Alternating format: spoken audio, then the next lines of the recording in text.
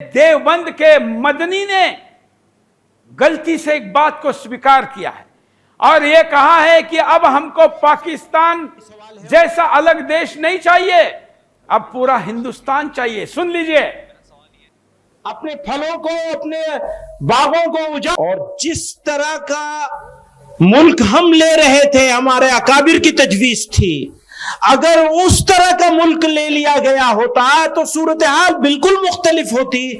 मैं दोबारा कह रहा हूं आपसे, फिर से कह रहा हूं, हम पूरा हिंदुस्तान लेने की बात कर रहे थे और वो जो तकसीम दो कौमी नजरिए के नतीजे में हुई थी, वो मुल्क की तकसीम नहीं थी, मुसलमानों की तकसीम थी।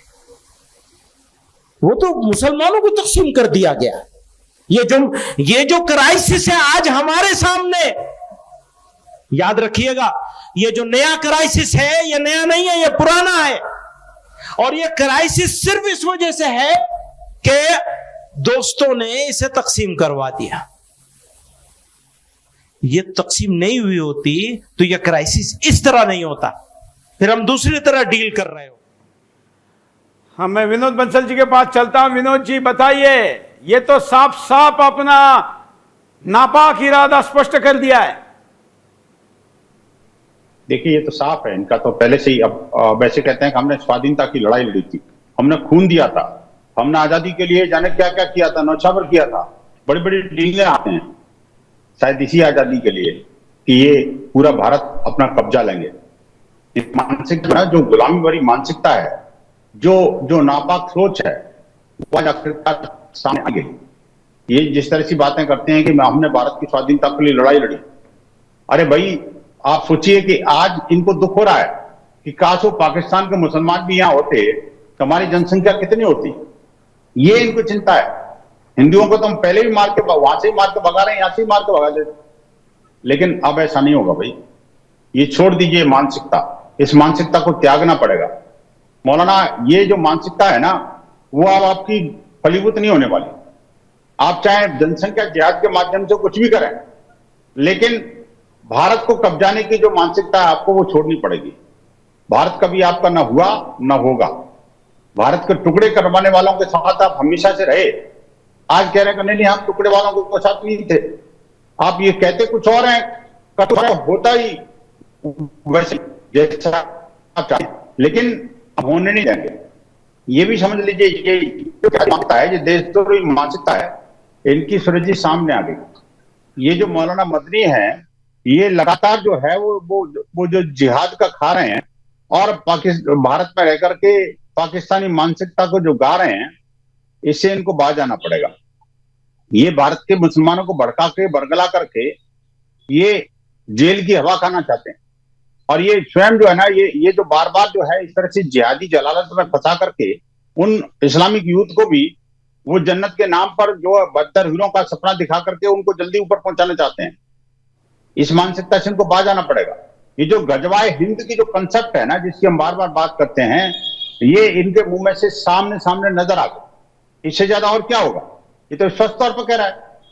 लेकिन विनोद जी, गजवा हिंद होने वाला ये बात नहीं है। गजवाए हिंद 70% हो चुका है। गजवाए पाकिस्तान हो गया, गजवाए बांग्लादेश हो गया, गजवा अफगानिस्तान हो गया है। गजवाए हिंद 70% हो चुका है। वही तो ये कह रहे हैं कि अब ये 70% होता अगर वो पहले बटता नहीं तो। इनकी मानसिकता ये है कि अगर बांग्लादेश और पाकिस्तान भी अगर भारत में अभी होता, विभाजन न होता, हमने विभाजन न किया होता, इनका कारण, इनका मन में ये दर्द अब उठ रहा है कि हमने जो भारत का विभाजन किया वो गलत कर दिया। अगर वो भारत में ही रहते वो सारे मुसलमान, तो आज जो है ना हमारी संख्या इतनी होती कि प्रभावित होते। और आज जो हो गया वो तो हो गया, लेकिन आज कौन सा इनकी मानसिकता सुधर गई है? अभी भी तो यही कर रहे हैं। बिल्कुल, लेकिन ये दिवास्वप्न हम पूरा नहीं होने देंगे। हमारे साथ आज हमने देवबंदियों को बुलाया था कि कोई देवबंदी आकर मदनी की बात का, उनके संगठन के लोगों को भी बुलाया था, लेकिन वो हमसे बहुत ज्यादा नाराज है क्योंकि पिछले दिनों हमने इनके संगठन का स्काउट एंड गाइड के साथ जो लिखित करारनामा था वो ब्रेक करवाया क्योंकि स्काउट एंड गाइड के नाम पर ये जिहादियों को आतंकवादी स्काउट एंड गाइड के बैनर के तले बना रहे थे। हमने वो एग्रीमेंट कैंसिल करवाया, तब से हमारे शो में ये गेस्ट नहीं भेज रहे हैं।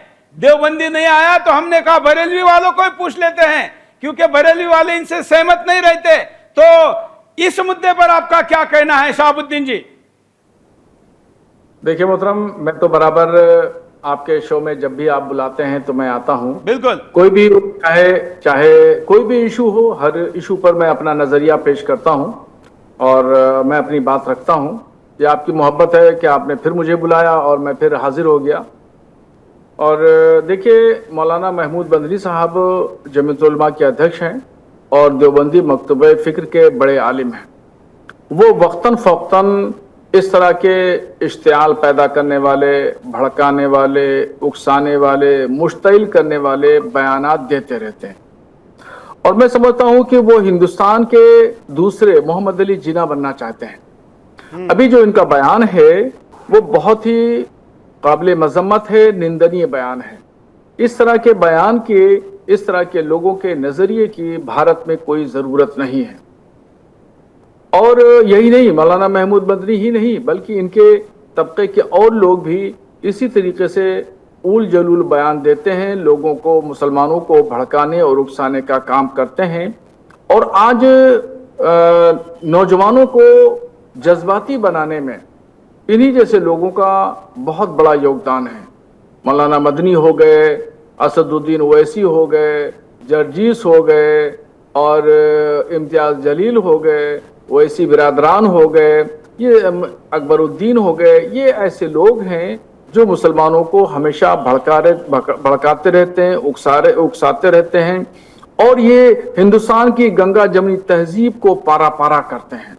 और ये नहीं समझते हैं कि भाई हिंदुस्तान जो है वो सिर्फ मुसलमानों की ही सरजमीन नहीं है, बल्कि यहाँ जितने भी रहने वाले, जितने मजहब के मानने वाले लोग हैं, सबकी सरजमीन है, सबका हक है, सबकी हिस्सेदारी है, सबकी पार्टनरशिप है। और इसको आज़ाद कराने में सिर्फ अकेले मुसलमानों ने योगदान नहीं दिया, बल्कि यहाँ पर मजहब के मानने वाले तमाम तबकात के लोगों ने योगदान दिया है, तब ये देश आज़ाद हुआ है। और पाकिस्तान के बन जाने से कितना नुकसान हुआ, इनको मदनी साहब को मालूम होना चाहिए। हमारा अखंड भारत, हिंदुस्तान जो अखंड भारत था, वो कितना नुकसान हुआ उसको कि उसमें कई मुल्क बन गए और हमारा भारत यहाँ से लेकर के, दिल्ली से लेकर के रूस के जो शहर समरकंद, बुखारा, वहाँ तक सरहद थी हमारे भारत की। और ये सरहदें कमज़ोर हुई और देश छोटा हुआ, तो ये हमारी ताकत ही तो कमजोर हुई। लेकिन दुर्भाग्य से इनकी बातों पर चलने वाली एक जमात बहुत बड़ी है और वो जमात को इन्होंने संगठनात्मक स्ट्रक्चर के तहत एक प्रतिष्ठा दी हुई है। ये एक ऑर्गेनाइजेशनल माफियागिरी है, देशद्रोह है, गद्दारी है, बेईमानी है, नमक हरामी है। लेकिन इसके विरुद्ध कोर्ट कुछ नहीं करता, सिस्टम कुछ नहीं करती। शहाबुद्दीन जी, शहाबुद्दीन जैसे नेता भी फतवा जारी नहीं करते। हाँ विनोद जी, आप भी फतवा जारी कर दिए। एक बार आप भी विश्व हिंदू परिषद की मीटिंग बुला के दे दीजिए फतवा। चलिए, देखिए जमीयतुल उलमा एक पुराना संगठन है मुसलमानों का। आपका फतवा जारी करने में माहिर आदमी है ना, आप तो कर ही सकते हैं ना। अरे फतवा जारी कर दो कम से कम, आज हो जाए। फतवा मांगने वाला मुसलमान चाहिए कि हिंदू चाहिए? लेकिन फतवा तो दे देंगे हो, लेकिन फतवा मांगने वाला कौन चाहिए? विनोद बंसल जी को फतवा मांगने का अधिकार है क्या? नहीं, कोई मुसलमान चाहिए जो फतवा मांगे हमसे। मतलब मांगने वाला भी, फतवा मांगने वाला भी मुसलमान चाहिए जी। नहीं, वो तो अब देखिए मांगने वाले बहुत मांग रहे हैं, लेकिन इनको तो देखिए, मैं टॉपिक पे बात करूं। टॉपिक पे देखिए, अभी कुछ दिनों की बात है, आपने भी एक डिबेट रखी थी इस पर और मैं था उसमें, शरीक था। इन्होंने बात की थी जिहाद के हिंदुस्तान में जिहाद की बात कर रहे थे ये मदनी साहब, और उनका बयान काफी सुर्खियों में रहा, काफी उस पर बहस मुबाहिसा भी रहा। तो मैंने उस दरमियान भी बहुत स्पष्ट नजरिए के साथ में कहा था कि हिंदुस्तान में जिहाद जायज नहीं है। और फिर उसके बाद में इनके लोगों ने मेरे खिलाफ बहुत सारी चीजें लिखत पढ़त में की, मुझे धमकियां दी, क्या आप इस तरह की क्यों बात करते हैं, तो मैंने पूरे तौर पर इनके बयान को कंडम किया था। मैंने कहा था कि जो जिस तरीके से जिहाद पर नौजवानों को उकसाया जा रहा है, नौजवानों को वरगलाया जा रहा है, बहकाया जा रहा है, एक गलत दिशा की तरफ ले जाया जा रहा है, ये तमाम चीजें मैंने शरीयत की रोशनी में मैंने साबित किया था कि भारत में जिहाद नाजायज है, जिहाद की नहीं तो आज भी हम विनोद जी और हम शायद और दर्शक यही चाहेंगे कि शरीयत की रोशनी में बता दीजिए यह हराम ही है या हराम है जो ये कर रहे हैं। देखिए, अभी जो ये मुल्क के कब्जे की बात कर रहे हैं और ये कितना गलत नजरिया है। अब वो मुल्क जो है वो सभी का है, किसी एक व्यक्ति का नहीं हो सकता। नहीं, हराम है कि नहीं? ये जो कर रहे हैं ये हराम है कि नहीं? नहीं, ये इस तरह का बयान देना, इस तरह का काम करना नाजायज है, नहीं करना चाहिए। इस तरह के बयान हराम क्या होता है? हराम क्या होता है? नहीं, हराम तो अगर खाने पीने की चीजों में अगर बोलेंगे तो वो चीज आ गई, खाने पीने की चीजों में, यानी ये चीज खाना। और फिर हरामखोरी क्या होती है? एक मिनट जान ही लेते हैं ना, हमें बहुत बार बोलते हो हरामखोरी क्या होती है। एक मिनट, हरामखोरी क्या होती है? हाँ, अब जैसे वो खाने पीने की चीजों में हराम और हलाल का शब्द इस्तेमाल होता है। जैसे पानी आपने दिया, ये पानी पीना कैसा है? तो मैं बता रहा हूँ एक मिनट दीजिए। तो जैसे आपने कहा कि ये गिलास में दे रहा हूं, इसमें पानी है, आप पी लीजिए, तो मैंने कहा पानी पीना जायज है, यानी ये पानी पीना हलाल है। अब ऐसे जैसे आपने किसी ने शराब दे दी, कहा कि ये शराब पीजिए, तो मैंने कहा नहीं, शराब पीना हराम है। तो ये खाने पीने की चीजों में जहां जायज नाजायज का शब्द इस्तेमाल होगा, वहां हराम और हलाल का शब्द इस्तेमाल होता है। तो ये थोड़ा सा हम ये समझते हैं कि इस माटी का खाकर उसके साथ हरामखोरी करना, इसको हम हराम, शायद विनोद जी भी यही समझते हैं। आप इसको कह सकते हैं, कह सकते हैं। तो मदनी वो हरामखोरी करे, ऐसा आप मानेंगे कि नहीं? नहीं, देखिए, मैं इतना सख्त शब्द नहीं इस्तेमाल करूंगा। क्यों? और मैंने इतना अरे आप तो दोनों अलग राह पर चलने वाले, वो देवबंदी है, आप बरेलवी है। वो बात ठीक है, एक अलग बात है, मगर अच्छा, जीना हरामखोर था कि नहीं? जीना, मोहम्मद अली जीना हरामखोर था कि नहीं? देखिए, शब्दों की मर्यादा आदमी को रखना चाहिए। क्या मर्यादा होती है? देश लूटा जा रहा है, हिंदुस्तान पर कब्जा करने की बात करें और मैं उनको हरामखोर नहीं कहूं?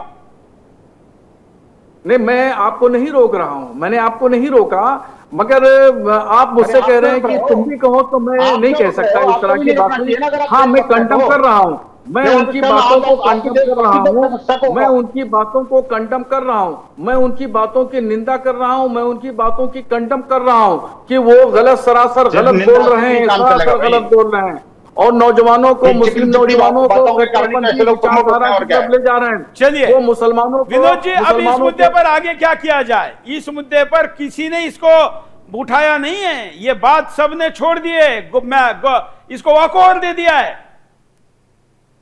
नहीं, सही कह रहा हूं। अब ये मैं उसके लिए साधुवाद देता हूँ प्रसन्न न्यूज़ को, क्योंकि बहुत सारी चीजें ऐसी हैं जो कि मीडिया में या समाचार जगत में बिल्कुल नहीं आ पाती, तो उनको सुदर्शन न्यूज़ उठाता है। और ये देशभक्ति से जुड़ा हुआ मुद्दा है, देश की सुरक्षा से जुड़ा हुआ मुद्दा भी है।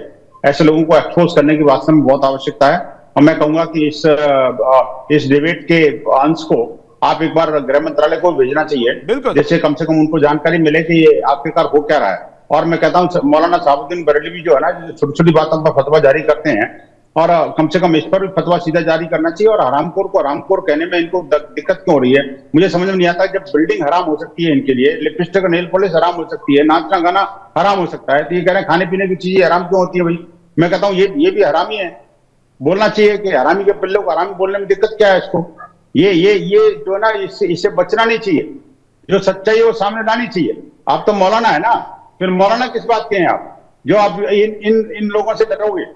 ये तो जिन्ना से डरने वाली बात है, देशद्रोहियों से डरने वाली बात है। ऐसा नहीं करना चाहिए। आपको स्पष्ट तौर पर एक प्रेस स्टेटमेंट भी जारी करना चाहिए, एक फतवा भी जारी करना चाहिए। मैं कहता हूँ सूरज जी, आपको इनके बयान को ब्रेकिंग न्यूज की तरह चलाना भी चाहिए कि आखिरकार इन्होंने जो बोला है कि ये गलत देशद्रोह वाला मामला है, इसको एक ब्रेकिंग न्यूज के रूप में यूज करना चाहिए। करेंगे, देखिए कि बिल्कुल करेंगे, हम इस मुद्दे को छोड़ेंगे नहीं। ये केवल बयान नहीं, ये देश की चेतावनी है। मोदी ने स्पष्ट कर दिया है कि उसका इरादा हिंदुस्तान पर कब्जा करना है। लेकिन मैं साफ शब्दों में कह दूं कि हम चुप रहेंगे नहीं, हम झुकेंगे नहीं। इतिहास ने हमें सिखाया है कि जो लोग हमारे धर्म, संस्कृति और अखंडता पर आकर रखते हैं, उनके खिलाफ हिम्मत के साथ, एकता के साथ खड़ा होना जरूरी है। भारत हमारी धरती है, हमारी संस्कृति है, हमारी पहचान है। अगर कोई ऐसे इसको टुकड़ों में या कब्जा करने की बात करे तो खलनायक था, खलनायक है, और उसकी खलनायकता को सजा देने की भी हिम्मत हम रखते हैं और वो रखेंगे और एक करके दिखाएंगे।